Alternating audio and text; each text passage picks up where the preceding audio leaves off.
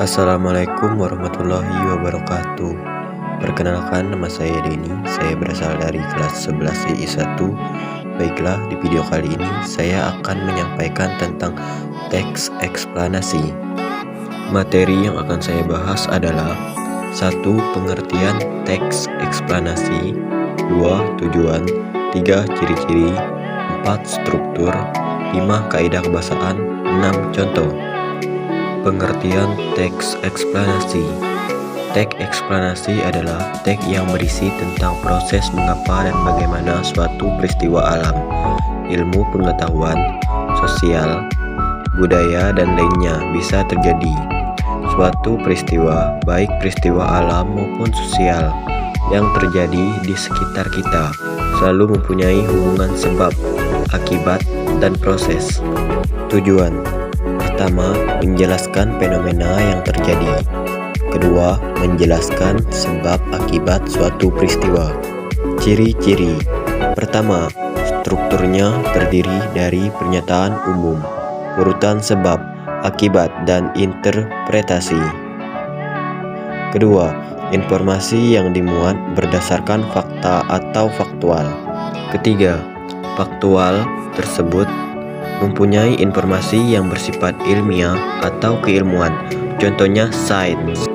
Keempat, sifatnya informasi dan tidak berusaha untuk mempengaruhi pembaca untuk percaya terhadap hal yang dibahas.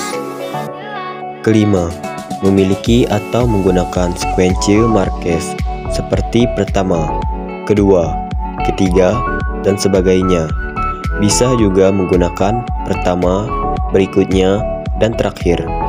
Struktur: pernyataan umum berisi pernyataan umum mengenai topik yang akan dijelaskan, proses-proses terjadinya atau proses keberadaan. Urutan sebab akibat berisi mengenai detail penjelasan proses terjadinya yang disajikan secara urut dan bertahap, dengan yang paling awal hingga yang paling akhir. Interpretasi berisi tentang kesimpulan mengenai topik yang telah dijelaskan. Kaidah kebahasaan di dalam teks eksplanasi biasanya mengandung ciri kaidah kebahasaan berikut: fokus pada hal umum atau generis, bukan partisipan manusia, contoh tsunami, banjir, dan gempa bumi. Dimungkinkan menggunakan istilah ilmiah, lebih banyak menggunakan verba material dan verba relasional. Dalam kurung kata kerja aktif, menggunakan konjungsi waktu dan kasual. Contohnya menggunakan sehingga, sebelum, dan pertama, menggunakan kalimat pasif. Eksplanasi ditulis untuk membuat justifikasi bahwa suatu yang diterangkan secara kasual itu benar adanya. Contoh teks eksplanasi: gerhana bulan, pernyataan umum dalam kurung pembuka. Gerhana bulan merupakan salah satu fenomena alam yang sering kita jumpai. Peristiwa alam ini terjadi apabila bulan berposisi dengan matahari. Namun oposisi bulan dengan matahari tidak akan selamanya menghasilkan peristiwa gerhana bulan. Mengapa? Sebab kemiringan bidang orbit bulan terhadap bidang eliptika sebesar.